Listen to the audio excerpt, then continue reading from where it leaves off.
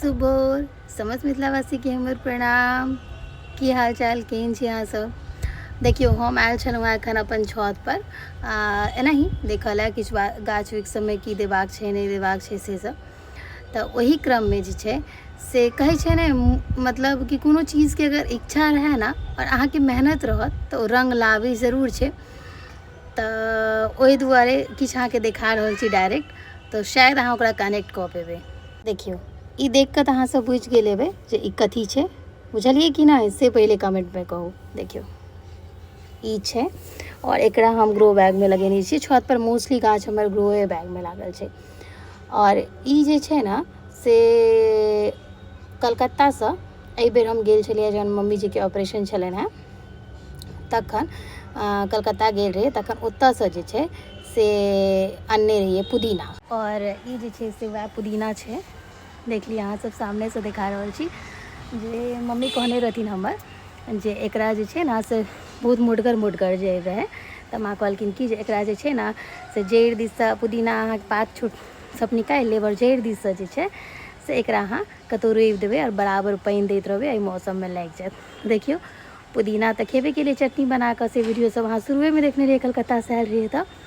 और ओकर बाद जे छै से पुदीना सेहो कते घनगर भेल है। और अतबे नहि, जहने देखलिए जकर खूब नीक ग्रोथ भऽ रहल छै तऽ हम की केलिए एकरा और एक जगह लगा देलिए, तऽ ओहो जहन चतरतै तहन देखायब, नहि तऽ नजरि लागि जायत ने।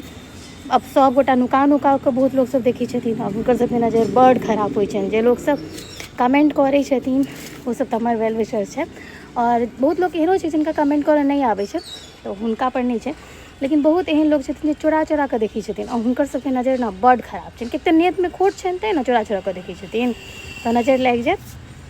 मजाक से कहलहुँ, कनि बड़का भऽ जेतै तहन देखायब, दोसर जगह लगेने छी ओकरा अलग ग्रो बैग में।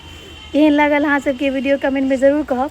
ई सब हम अहिना देखा दै छी जे हमरा लागैए कि जेना एनाही बैसल रहै छी, किछु किछु लगा दै छी तऽ हमरा लागैए कि नहीं हमरा अहाँ सबके देखेबाक चाही। और एखन बहुत रास छोट छोट सरप्राइज छै हमर मेहनतके, तो कनी कनी बेरा बारी देखायब, एके बाजीमे मजा नहीं आयत ना, ताहि दुआरे।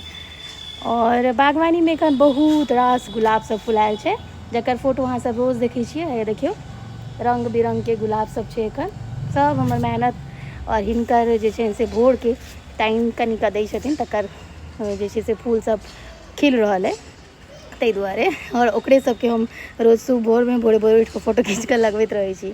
तऽ केहन लागल अहाँके पुदीनावला वीडियो कमेंट में ज़रूर कहब।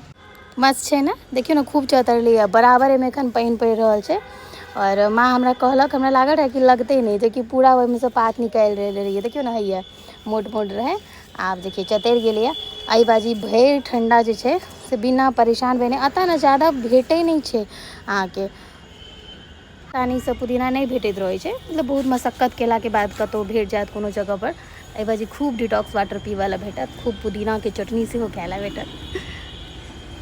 देखलिए केहन लागल?